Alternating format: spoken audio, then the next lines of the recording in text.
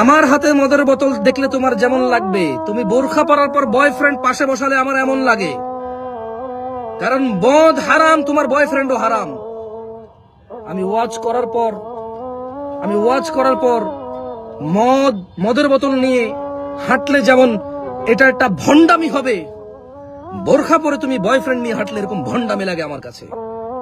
And I'm really sorry about that. I have no soft words for you.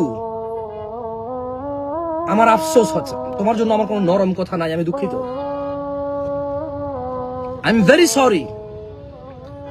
Jamshed Majumdar মদের বোতল হাতে নিয়ে যদি রাস্তার সামনে মদ খায়, ওয়াজ করার পর তোমার যেমন লাগে, তুমি বোরখা পরে বয়ফ্রেন্ড রিক্সায় নিয়ে বয়ফ্রেন্ডের হাতে হাত ধরে রাস্তাঘাটে ঘুরে বেড়াও, ফুল নিয়ে, ফুল দাও, ফুল নাও, জামশেদ মজুমদারের তখন এমন লাগে।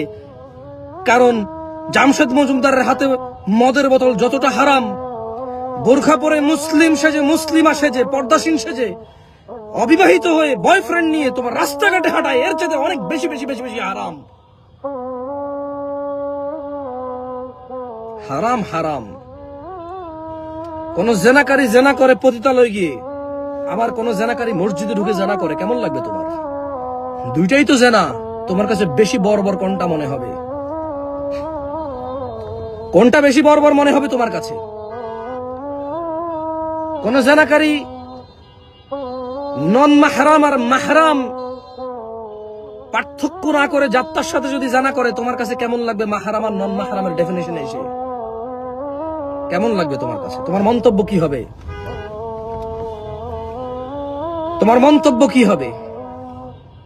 তোমাকে নিয়ে আমার মন্তব্য এমনটাই। আমি দুঃখিত। I don't have any soft words for you. Though তোমরা বলো ইসলাম এত কঠিন না, অনেক সহজ। কার জন্য? কার জন্য সহজ? কার জন্য সহজ ইসলাম? ইসলাম সহজ। 5 ওয়াক্ত নামাজ পড়া কঠিন কিছু না। মেয়ে বোরখা পরে থাকবে, নিজেকে কভার করবে, কঠিন কিছু না। ছেলে নিচের দিকে তাকিয়ে চলবে, মেয়ের দিকে তাকাবে।